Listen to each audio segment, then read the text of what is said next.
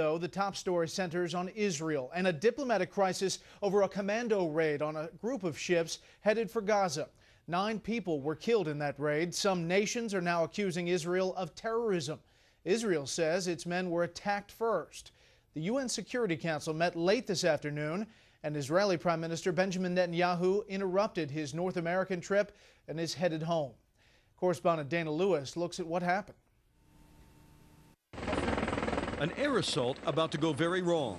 4 a.m. in international waters, Israeli Navy SEALs in 3 helicopters made their move, descending onto the deck of a Turkish cruise ship, the Marmara, after they repeatedly asked the 6-ship aid flotilla to turn back from sailing to Gaza. But it was the SEALs who were caught off guard and overwhelmed, one thrown into the sea, set upon by demonstrators who attacked them with steel bars and knives. In this video, soldiers clearly being beaten. Another Navy SEAL was thrown over a ship railing, falling 30 feet below. The Navy commander then gave the order to open fire after several SEALs reported their handguns were taken from them and they were being fired on by activists.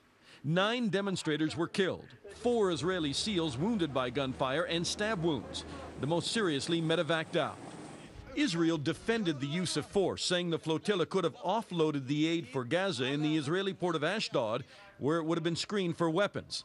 Defense Minister Ehud Barak said Israel has every right to check every shipment en route to Gaza. The responsibility lies within those who initiated this pledge and those who organized the convoy. The 6 aid ships have now been brought here to Ashdod port. They'll be searched, and some of the activists have already been taken to the airport for deportation. They're being allowed to fly home immediately. But those involved in the most serious assaults with Israeli Navy SEALs will be detained and may face criminal prosecution in Israel.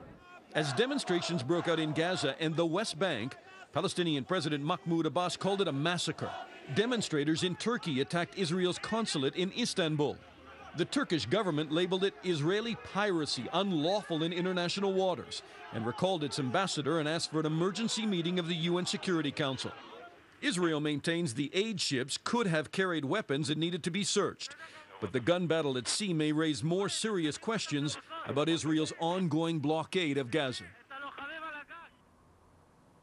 An emergency meeting of the UN Security Council, as I mentioned, that has already taken place, Brett. Some strong condemnation of Israel. Turkey among the strongest, calling it a crime, calling it piracy on the high seas. They want an investigation. The U.S. ambassador was more measured. He said that, in fact, that while they are concerned about the violence, that the Hamas bears some responsibility for interfering with arms, with shipments, and including smuggling arms. And then the Israeli ambassador spoke out and said, peace activists on those ships? What peace activists? They are extremists with links to groups like Hamas. Back to you, Brett. More on this on the panel. Dana Lewis live in Jerusalem. Dana, thank you. The UN's nuclear agency says Iran has almost twice as much enriched uranium